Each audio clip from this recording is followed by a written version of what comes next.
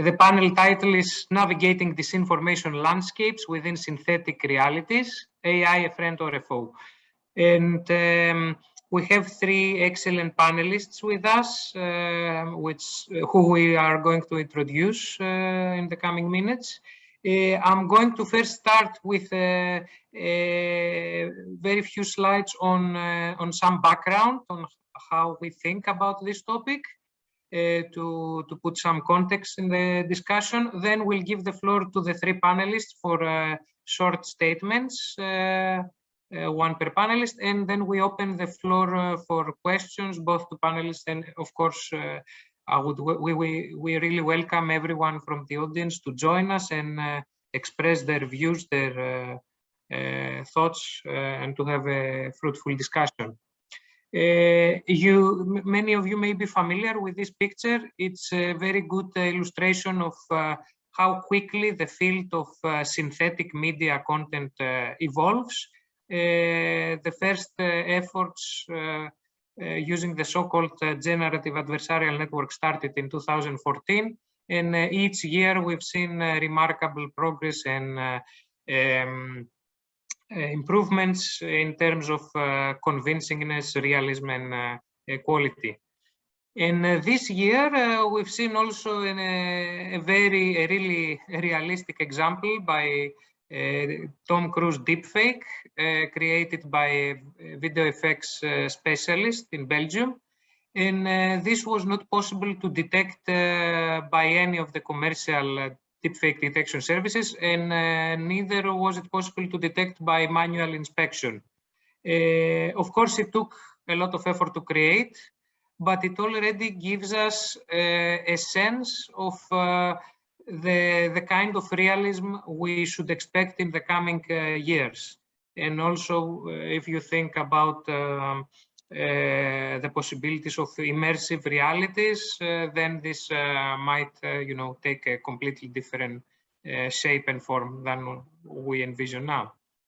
We've seen also a lot of cases where synthetic content has been used to create more convincing fake identities on the web in order to carry out espionage activities or other kinds of fraud online. And we've also seen in the last couple of years cases where deepfakes have been used to create political tension. Just here there are two examples, one from Gabon and the other from Malaysia, which involved politicians there and led to some quite intense situation. But of course, there are also some positive aspects of and applications of the technology. So here we see the application Deep Nostalgia, which makes possible to create animated videos from a single image. So it's a creative use that is quite nice. And we've seen also some other interesting applications, like, for instance, deep empathy, which tries to emulate visually how a place that is a peaceful place normally, how it would look like in the case of a war. Or there are other efforts to visualize potential futures where climate change has affected our environment and how this would look like. So we are at a dilemma. So is the glass half empty or half full? Is it the negative impacts that weigh more or the positive ones? And that's what we are going to discuss. And I would like to hand over to Nikos to introduce our panelists. Thank you, Aki, and thank you for the short introduction. Good morning from me as well. Looking forward to hearing the position statements of our panelists. Let's start from Richard. Richard Fletcher. He's a senior research fellow and leads a research team at the Reuters Institute for the Study of Journalism. He's primarily interested in global trends in digital news consumption, comparative media research, the use of social media by journalists and news organizations, and more broadly, the relationship between technology and journalism. Richard primarily works on the Digital News Project and is lead researcher and co-author of the main Digital News Report, the world's largest annual survey of global news consumption.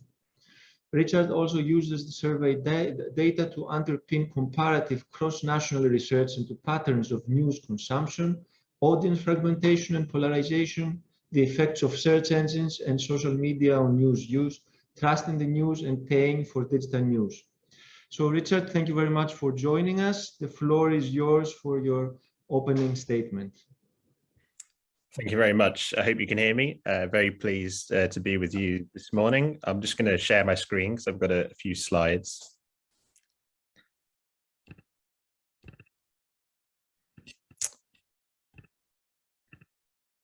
Okay, I hope you can all see that. So thank you very much for the kind introduction.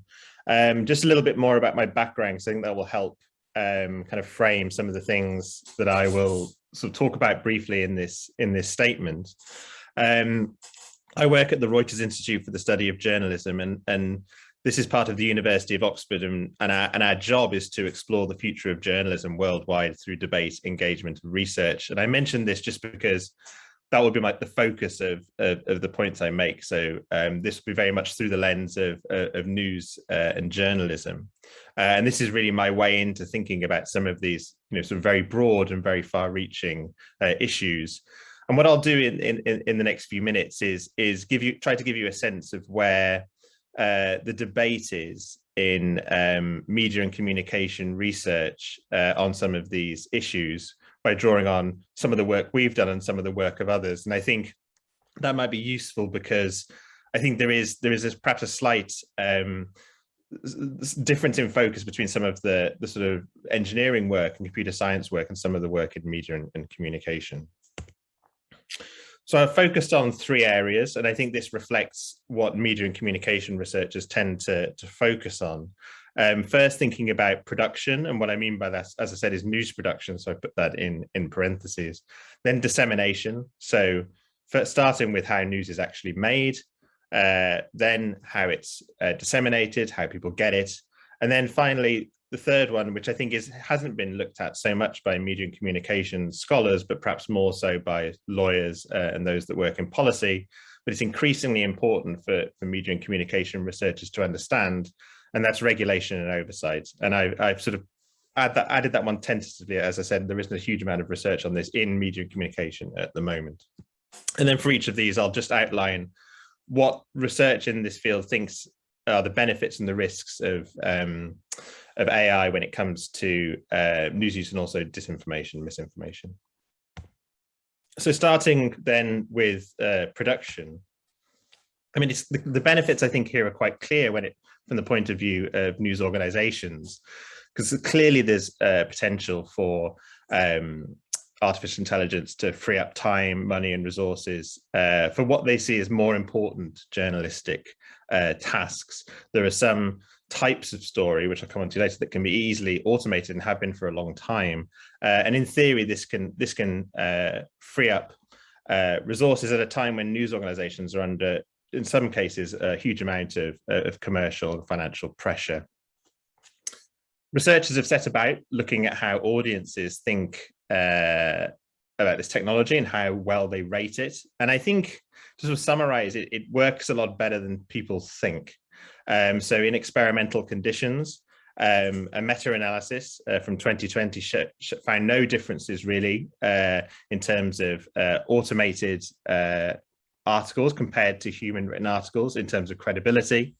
They found a slightly lower sort of quality ratings between the two. So audiences perceive automated news stories to be slightly less high quality and also have much lower levels of readability. But as I said, in general, I think it's fair to say that it works a little bit better than some outsiders who aren't familiar with the technology might assume, and audiences seem to agree.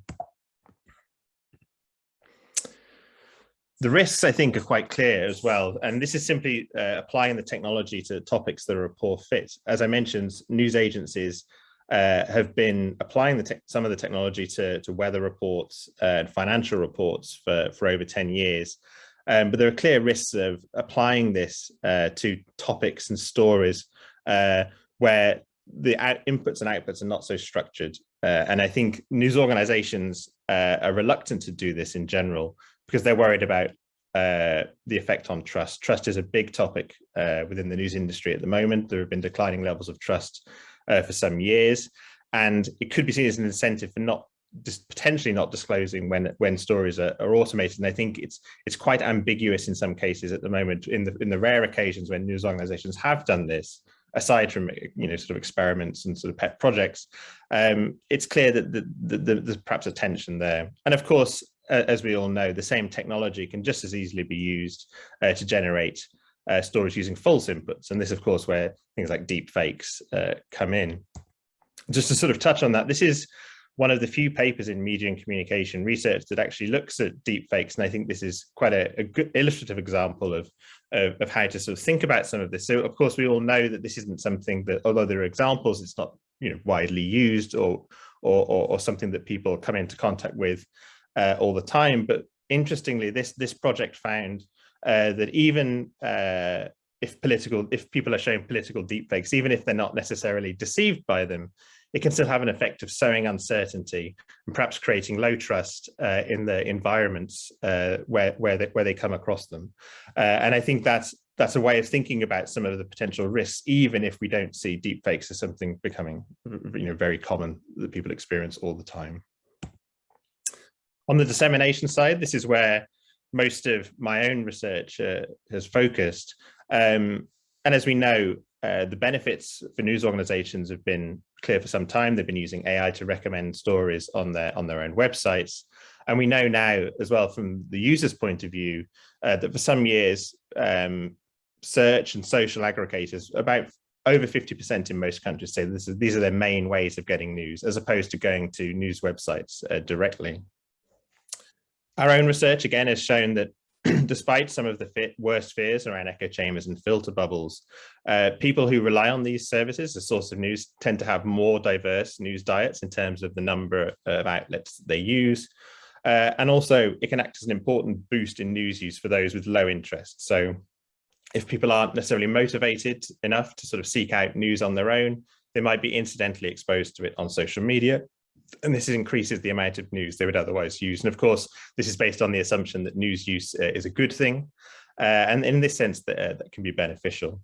And finally, we did some research in 2017 where we asked audiences what they think of the idea of automated news selection on platforms and compared it to what they think of editorial selection by human editors and journalists. And we found that actually the figures were roughly the same in terms of approval. So people are as comfortable as they are with automated selection in many cases as human selection. There are some risks. It's not all rosy when it comes to the dissemination of news and AI. We found evidence that algorithmic selection is associated with more partisan news use. So what we mean by that is people are more likely to experience content that's closer to the ideological extremes. They see things from a mixture of different extremes as opposed to one-sided, but this less centrist, and this can obviously have potentially have consequences as well. We all know about the clear problems with misinformation on platforms and the potential role that algorithmic selection has in surfacing misinformation. From the point of view of news organizations, we have evidence that news brands are less remembered on social media. So if people see a news story and then are asked about it at a later date, they often can't remember where that story came from. And from a business point of view, for news organizations, that can be a challenge. And this is part of a broader problem whereby the changes that have been brought about by platforms that can act at an enormous scale and capture a huge amount of the advertising market are creating business challenges for news organizations. And there's a question about whether this whole system is really sustainable. And of course, as many of you know, the echo chamber and filter bubble concerns continue to loom large. As said, we found evidence, we haven't found evidence that these are sort of prevalent problems. But platforms are changing all the time, and this is something that could emerge as a bigger problem in the future. But I think one of the interesting points about about the echo chamber and filter bubble debate is made by Axel Bruns in a recent book. And I think one of the, again, similar to the point I made about deepfakes, one of the interesting sort of knock-on effects is that even though the immediate sort of threat of echo chamber and filter bubble effects, it might be quite small, the fact that they've captured the public imagination poses a risk in itself if it leads us to focus on or away from sort of social and political sort of problems that actually might be a better explanation for some of the divisions we see in society. Finally, and just briefly on regulation and oversight, I think it's increasingly important, as I said, but it's not really perhaps been overlooked by sort of media and communication researchers up to this point. So there isn't really much to say about it here. Of course, there's the potential for AI to be used to identify problematic information online. And this may be the only way to do it, given the scale and speed at which platforms operate. And of course, there's also the potential that they can spot things that humans might be able to miss. But we've already seen some of the risks to this. So some of you may remember the editor of a Norwegian newspaper was banned from Facebook, and one of his posts was removed in 2017 because it contained an image from the Vietnam War. And of course, this creates a situation where some of the sort of platform policies act as a form of kind of de facto press regulation. And this is something that many newspapers, which are used to self-regulation, have not been used to in the past. And I think, although this isn't necessarily a risk, it is something that news organizations now have to think about. And of course, there's the continued issue about whether to, what is the appropriate balance between this and human judgment. Facebook, of course, have their new oversight board, which is their sort of solution to the problem for now, but it hasn't been without criticism. So to wrap up, I think I've tried to highlight some of the sort of issues from media and communication research as I see it. And in terms of whether AI is a friend or a foe, it's clearly quite mixed. I think the way I think about this personally, I sort of refer to the sort of quote, famous first law of technology from Melvin Kranzberg, the American historian: technology is neither good nor bad, and nor is it neutral. And I think that's just a reminder that technology can be used in multiple different ways, for good and for ill, but the way in which we design them and use them means that they're not neutral.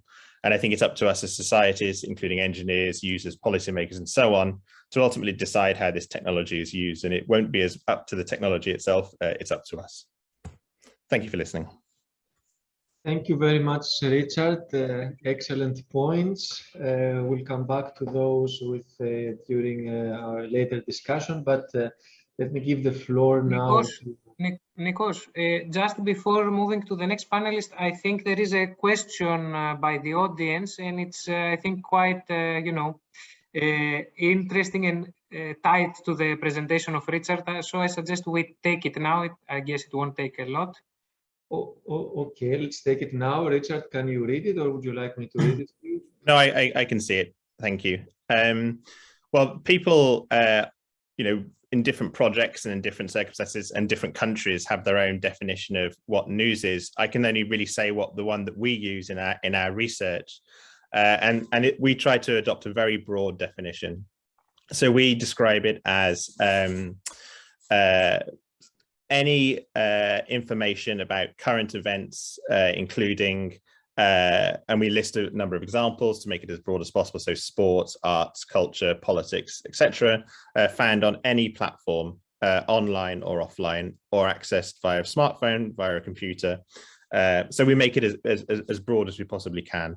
We tend to discourage people away from the idea that anything that is new to them is news. So things about information about their family that they see on social media, that's new information to them, but it wouldn't be considered news because it's not relevant to other people.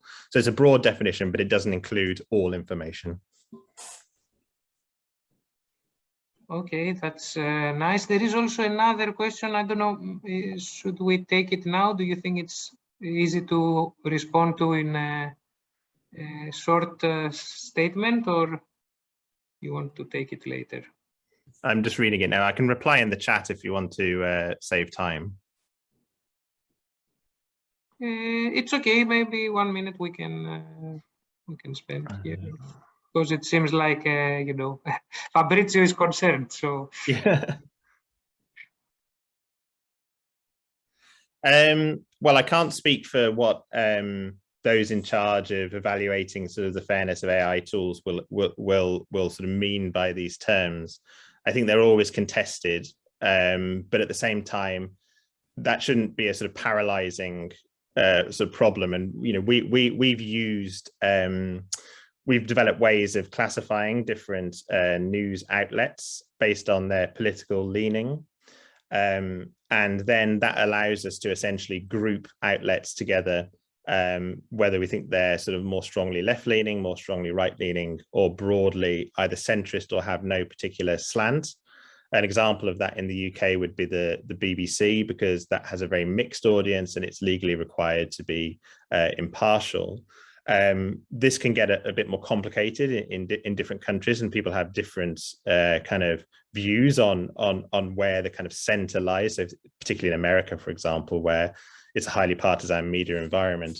But when we were doing this research in the UK, I think it's actually quite fair to say that if an outlet doesn't lean, you know, particularly left or particularly right, then it's non-partisan. okay, thank you. Mr. Chair, may I say a procedural remark before we continue? Yes, yes. In the sake of the smooth recording of what we do, I think I would rather strongly encourage for people to make oral questions. That's and right, then have yes. oral replies. And Yes. if you have strong views on anything, please go in the Melodology Workshop Symposium page and write your comments there with your views, and we're going to make use of them and with reference to you later on in the white paper. Thank you. Okay, very, very useful remark. Let's yes, express the questions orally better. So let's move to our next panelist. Nikos, please introduce Maria. Yes, thank you. Maria, thank you very much for being with us. Maria Bielikova is a Director General at the Kempelen Institute of Intelligent Technologies, KINIT. She also conducts research focusing on human-computer interaction analysis, user modeling, and personalization. Recently, she has been working in data analysis and modeling of antisocial behavior on the web. She's a former member of the high-level expert group on AI established by the European Commission. Currently, she is a chair of the Permanent Committee for Ethics and Regulation of AI, established by the Ministry of Investments of the Slovak Republic. She was also a member of the European Commission Joint Research Center Board of Governors. Before her work at KINIT, Maria was employed at the Slovak University of Technology in Bratislava. She was a lead of the Personalized Web Research Group and director of the User Experience and Interaction Research Center. Maria, thank you very much for being with us. The floor is yours. Thank you. So I will try to share my screen now.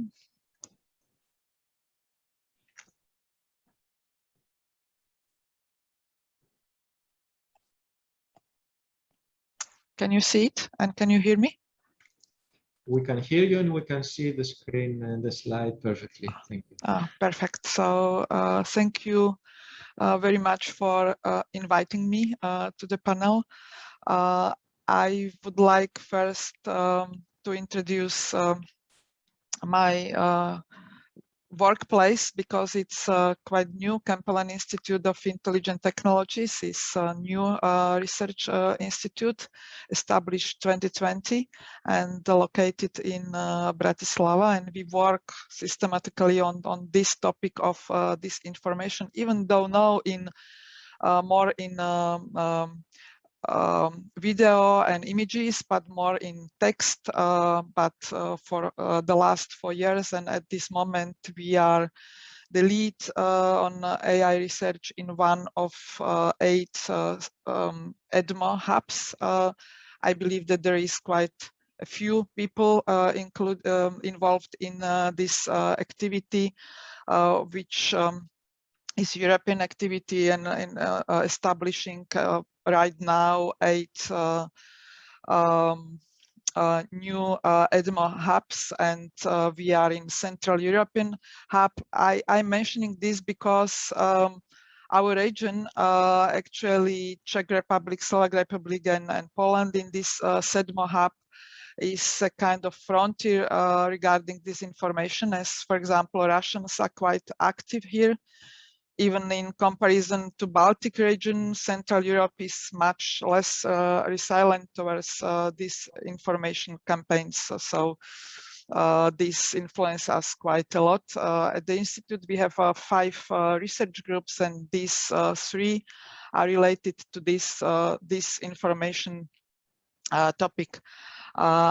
In this very short presentation, I will give some ideas on the power of AI to create and spread disinformation, and then I will continue with some thoughts on the power of AI to fight with disinformation. So, which is, it seems like a common pattern. We already mentioned this. First, we all know that automatic creation of disinformation is becoming a common practice. Synthetic content is really everywhere, and as it was already presented by Akis, considering my background, state-of-the-art of language models, for example, can generate a piece of text that is really almost indistinguishable from human-based news, and we already seen manipulations of images and videos and deepfakes.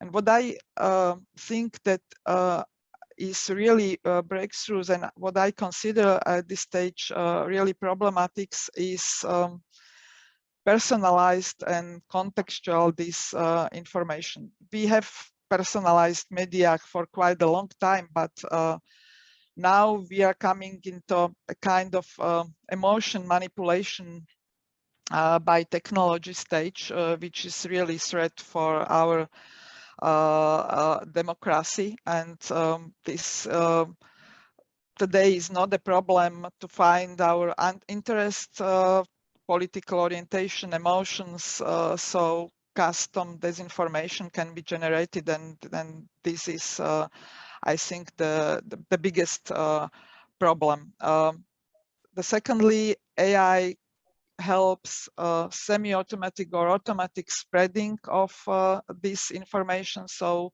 there are bots and sock puppets that can control dozens of social media fake accounts, spread content, and AI can help and helps already fake accounts to be more difficult to observe and recognize.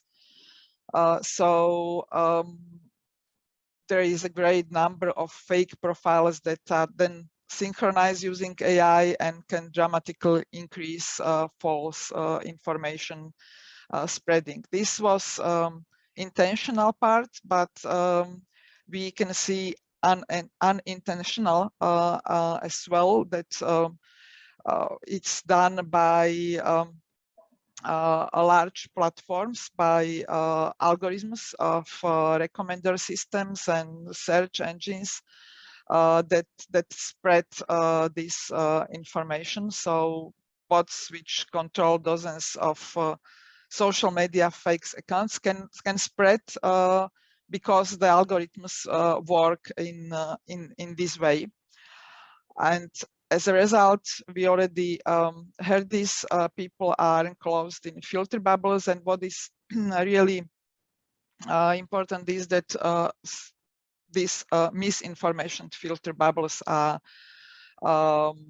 dangerous. So actually in our research, we work in recognizing this and breaking these bubbles. I will tell a bit more about this. So the question today is not whether this information will be present, but rather how much of it there will be and how sophisticated the attacks will be. Actually, I can add that how well we will be prepared, and we are prepared to face such threats. So to go to the other side, the power of AI, there are really many possibilities. There are several projects already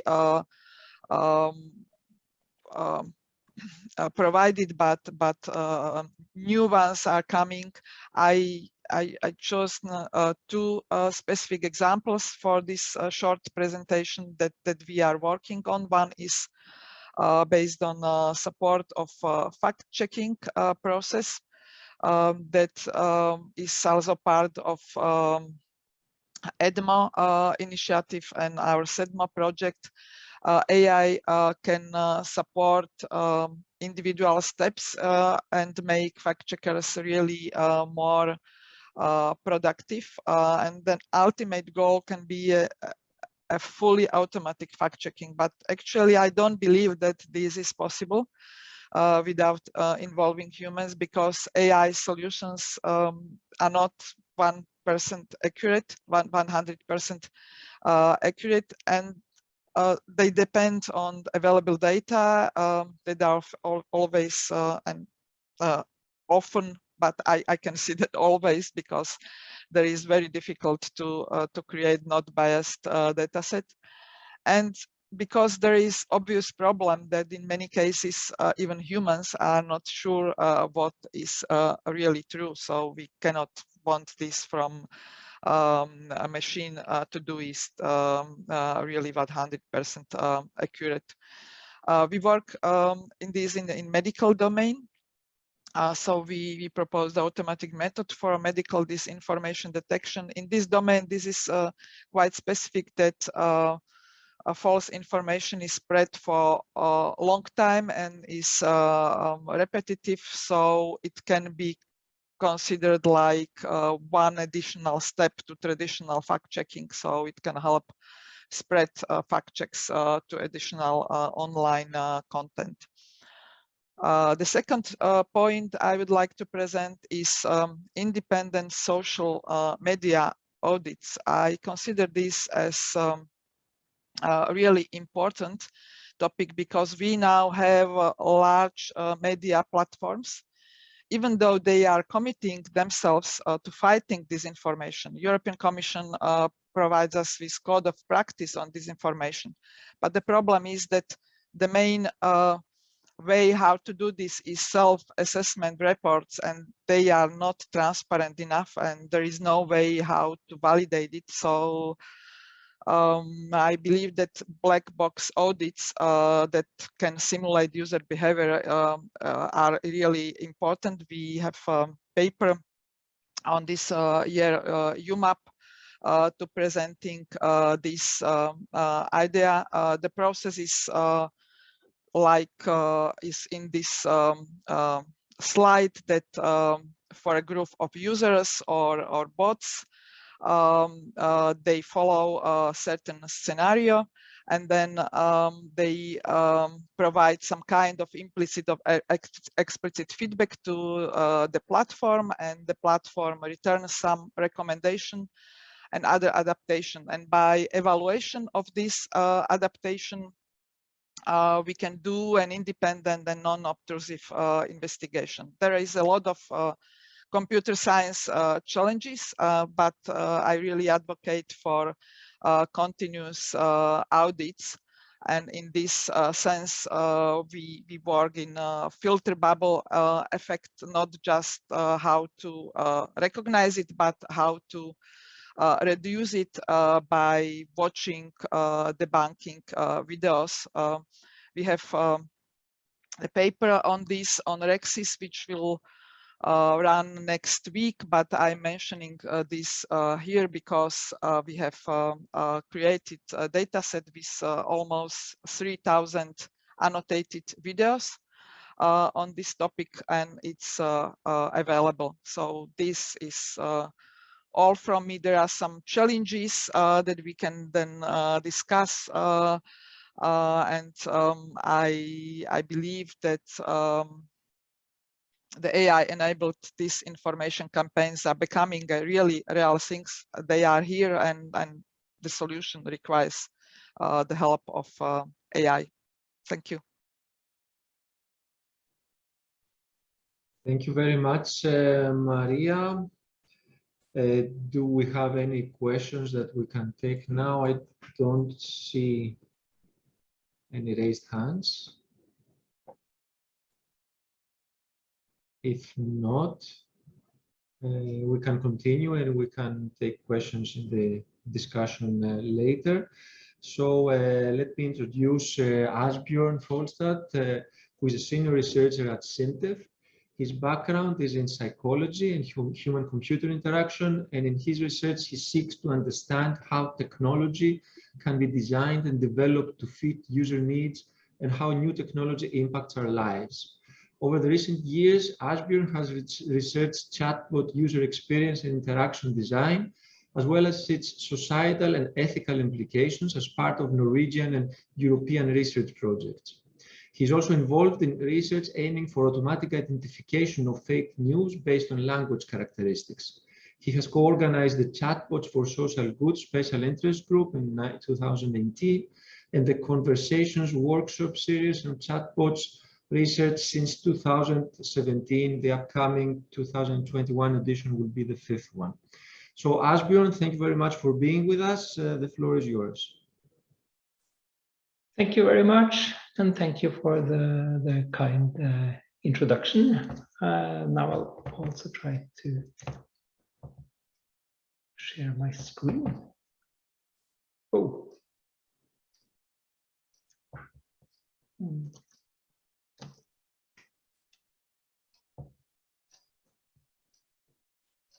Anyone? Where do I find the screen share facility? It was here just a second ago. That now, yeah, there we go.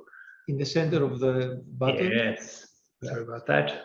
Coming from the not very good high technology castle of Oslo, Norway doesn't help. But here we go. Now you hopefully can see the presentation. Same title as the two previous ones, but going then briefly into the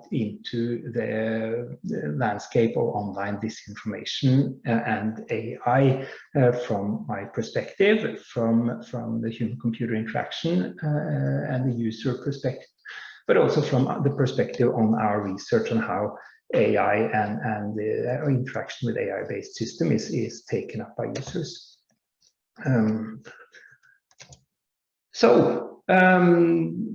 The big question that has been touched upon by all panelists is, well, how can AI and synthetic media impact or serve as future sources of online disinformation? And we have already heard how AI-generated textual content can be a potential future source of online disinformation, in particular with the large language models such as OpenAI's GPT-3. We have heard how audio, video manipulations and deepfakes may take on the same role. I'd like to dive a little bit into a third sort of source of online disinformation, at least a potential source that we've been discussing a bit at SINTEF in our research on chatbots. We are currently doing research on so-called chatbot companions, that is chatbots that take on some kind of emotional and relational interaction with users. Actually, chatbots that are sufficiently sophisticated to become users' friends or even loved ones over time. These are chatbots that are developed by commercial companies such as Luca in the US. But the study of this use provides some insight into challenges of this kind of technologies. Chatbots, relational chatbots, are sufficiently convincing for users to get into relationships with them. At the same time, the users report that they feel really the chatbot is someone that can sort of accept them as they are, and which they can share things with their guard down, because no human is there to judge them. At the same time, that sort of leaves users vulnerable to the goodwill of technology providers. Currently, there is no sign that these technology providers have not anything but goodwill, but clearly in the future, these kind of relational agents may potentially pose some kind of risk. When we have this landscape of AI-generated text, AI-generated audio, video, and AI-based intelligent agents as potential sources of online disinformation, well, what is it really to fear? And I think in order to understand what is to be feared, then we may benefit from looking at online disinformation today to understand, well, what is it that drives online disinformation, and what are the characteristics of information on disinformation that is shared. A good source of that is so-called fact-checking services, which we have at SINTEF studied in several research activities. There are a number of fact-checking services all around the world with the sole aim of debunking online disinformation, in particular disinformation that goes viral. So the fact-checkers are a good source of understanding, well, which content is to be concerned about right now. And interestingly, when you go to the current fact-checkers, the kind of content that is debunked is not advanced content at all. It is memes, such as this one, concerning or alluding to make a point in the ongoing climate debate, debunked by PolitiFacts. It's news-like content with very basic or very crude fabrications, such as this transcript from one of the 9/11 flights debunked by the fact-checker Snopes. And it is online forum and online social network discussions about and opinions and claims that are baseless. For example, Trump supporters discussions and claims that likely the Trump acknowledgement video when finally sort of grudgingly acknowledging Biden to be the winner of the latest presidential election, that might have been a deep fake, debunked by the fact-checking service of Reuters.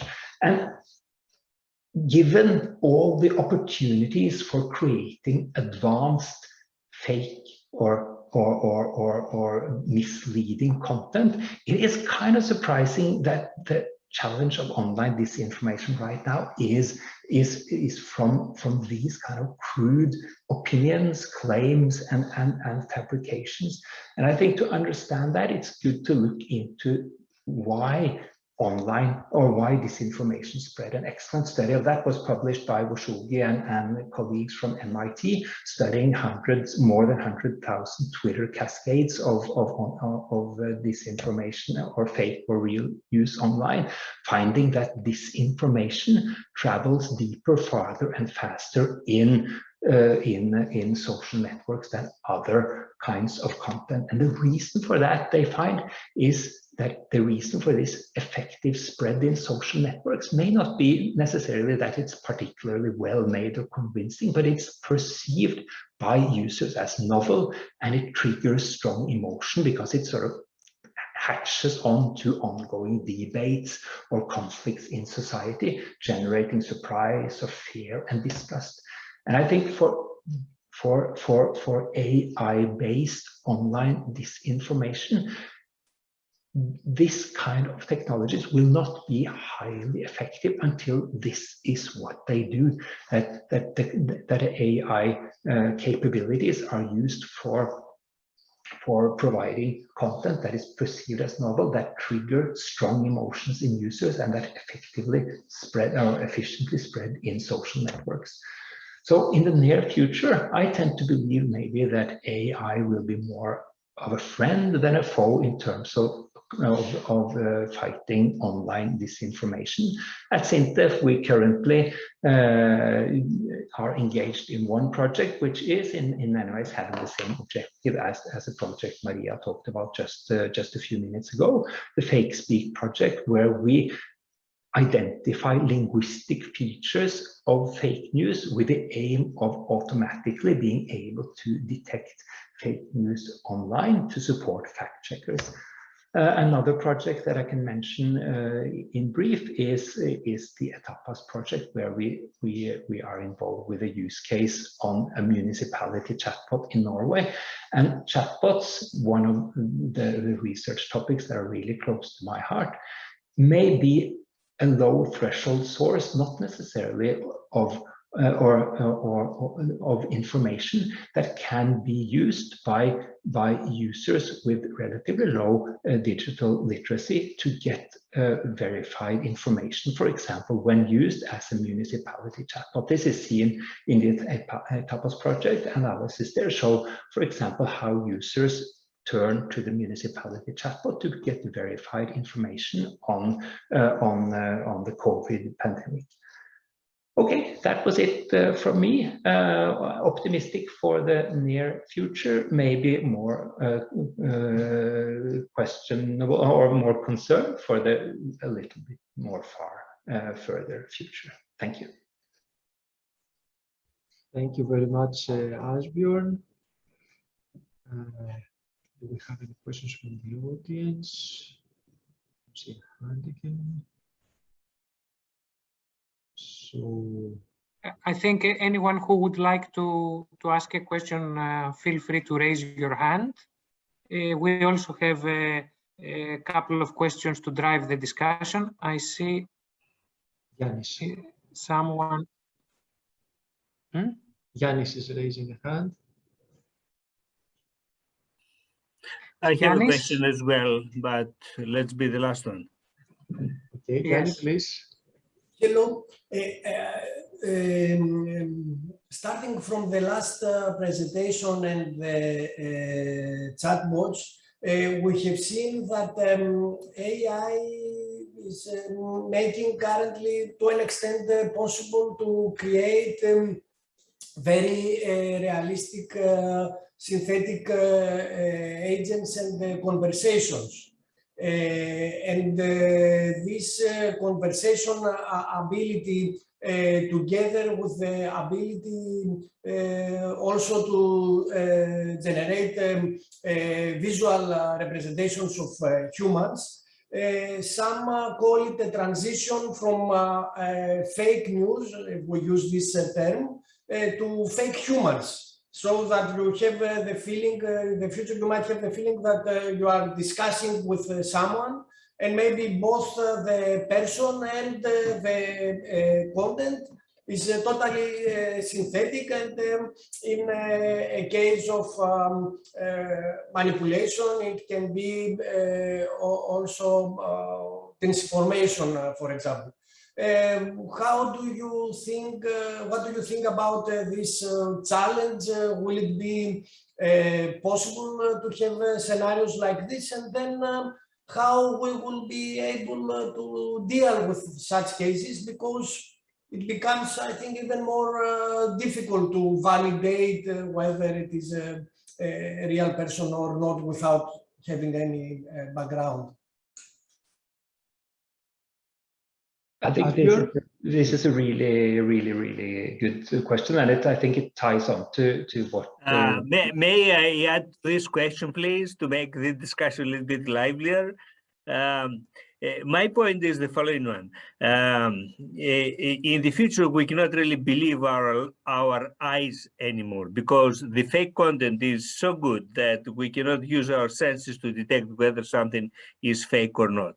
Then this means that we have to rely on machines, but of course, like guns for anti-gun systems.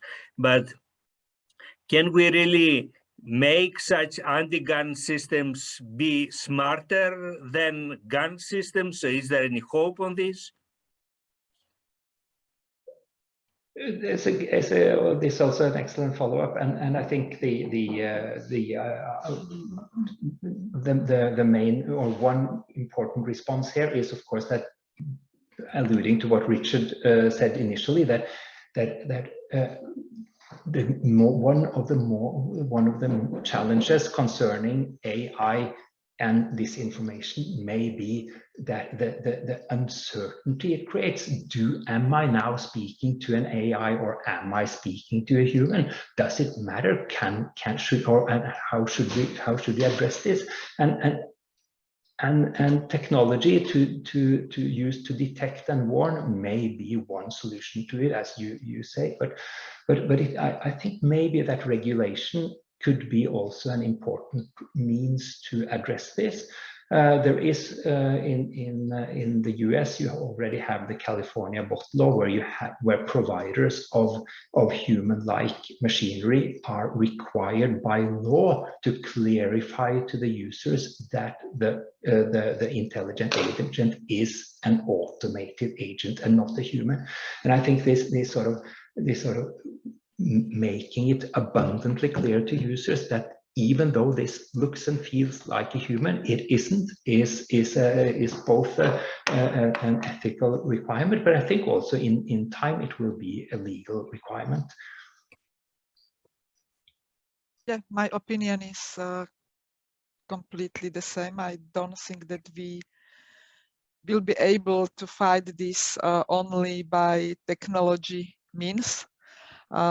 Turing test is going to be really passed in the near future. Still, it's not so good, but in many narrow areas, it's good. And I believe that wise regulation can help this, but definitely it cannot solve the situation. It can just help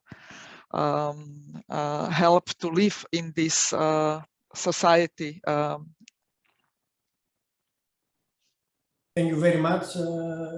Indeed, law and also I think the new European Act suggests that it should be obvious to identify AI approaches when they are used. So it seems like an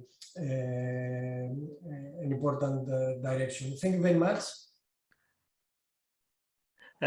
Before we proceed to the next question, if there's nobody else that wants to speak on this, I would like to link this discussion with the discussion on the legal entities that can be used for AI and for robots. You know, this may be far-fetched, but at least we can foresee the obligation to have a legal registration of such machines in the future. So everybody that creates an anthropomorphic a service with an anthropomorphic avatar, then he or she has to register it, and then it should be very easy to search if this is registered or not. So this is along the line that the presenters proposed.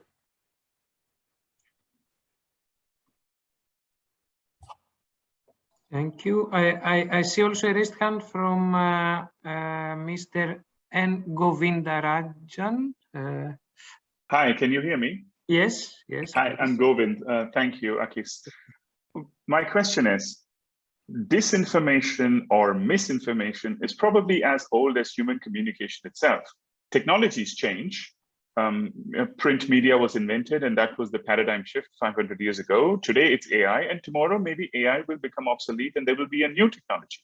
What is the specific risk caused by today's AI technology? I mean, the general risks we have been talking about have existed even without AI.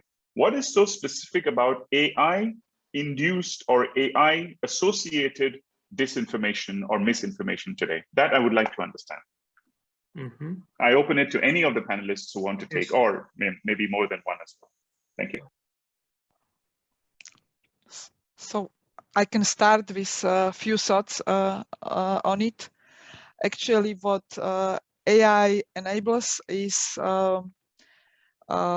that this fast spreading of misinformations and disinformations as well. This is one point, and I already mentioned it in my short presentation that you even can spread it unintentionally.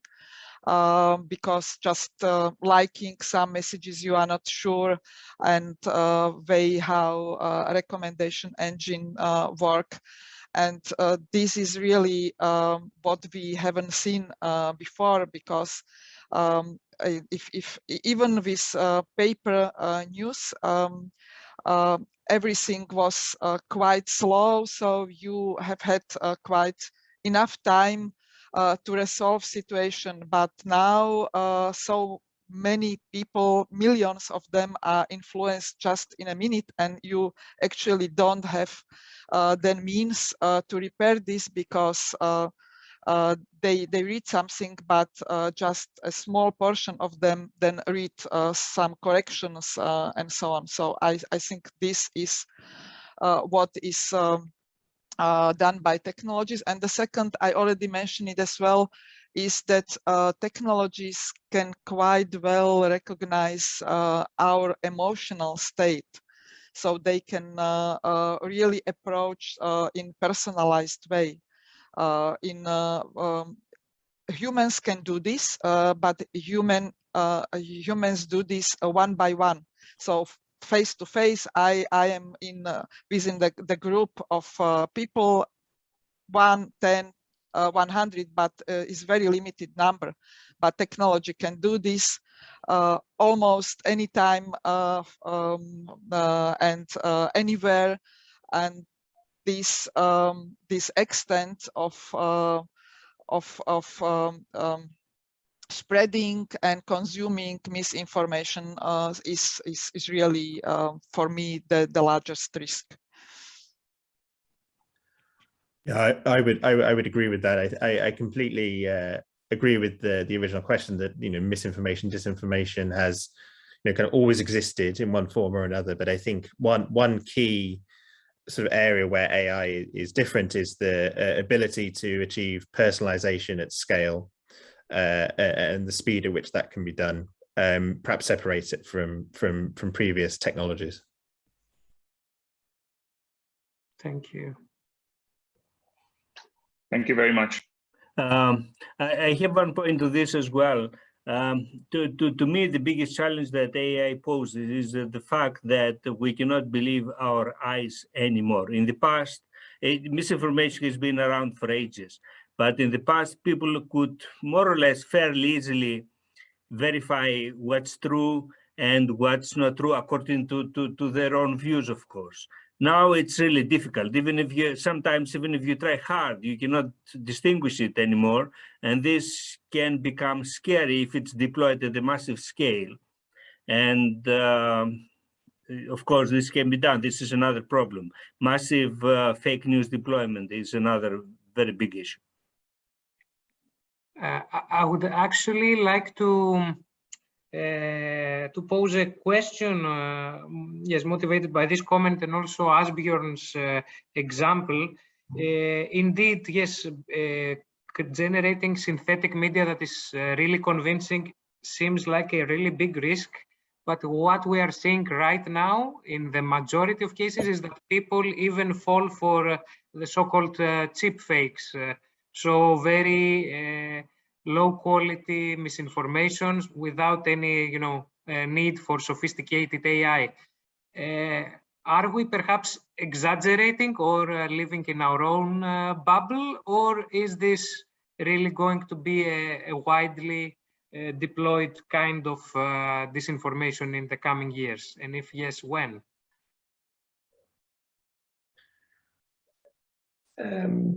I can maybe start on that one. I do not think we are exaggerating on the in terms of the relevance of AI-based technology for this information, but it may be that what we are sort of not being able to assess is when this will have the impact that is feared. When will deepfakes be commoditized to a point where it is everywhere on every cell phone for anyone to generate credible, you cannot believe your own eyes content. So I would say my personal guess would be that within our next sort of research project period, the next 3-4 years, I don't think we will see this at scale, but maybe in the 10-15 year perspective, yes. And the challenge then may be this kind of informational disbelief problem, where you find it so difficult to distinguish between real and synthetic content that it generates distrust also to credible content. My view on this is that actually, if this will become reality, and I believe that it will become reality, and I don't know that in 3, 4, 5 or how many years, we as humans will need to change the way how we communicate. I believe that at this moment already there is critical mass of people who really see it, and then I don't know how it will look like, whether we will have whether it will be based on some credibility, or we will really find another way how to communicate it. I don't know how it will be. I'm still thinking on it, how we will communicate in era when you will look at your newsfeed, and in average 8 from 10 messages will be some misinformation or something which you cannot believe.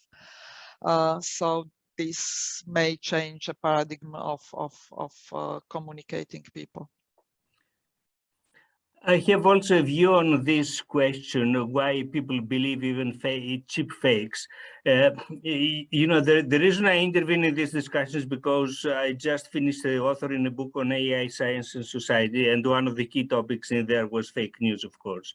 So basically, I now express what I was thinking when authoring this book. So this is kind of a statement now, but of course you can challenge it. In my view, there are 2 reasons for this spread of fake news. First of all is the erosion of the notion of authority. And because in the past we had teachers that taught us things, and we had broadcasters or reputable newspapers that spread the news, now people just venture in the web and they just get information, and they think they don't need any authority anymore. This is thing number 1. Thing number 2 is that at the same time we have loss of humanistic studies and our ability for abstract thinking and fact-checking. And this combination is really bad, because people believe that they are gods, they can become internet doctors, and so there's no, and they don't have even the basic knowledge of biology to check medical facts. So this is my belief. The question is, though, that I could not really answer. So if any help I would really welcome on this is, okay, fine, these fake news are spread, but why these people that enter into this business are so passionate about spreading these fake news? Because I see passion there. For this thing, I don't have any reply. But maybe it's time to move to the next panel. Yes, we took. I would really. It's a very interesting discussion. We can continue it otherwise. I would propose that you formulate some, let's say, challenges that can be researched either by technical people or by sociology people, and then we can somehow create a document on real open issues that have to be researched in this area. That would be really very useful. Okay, that's a very good suggestion, and sorry for taking a bit more time than allocated. So let's thank again our panelists and everyone who attended, and we give the floor back to the organizers. Thank you very much. Thank you.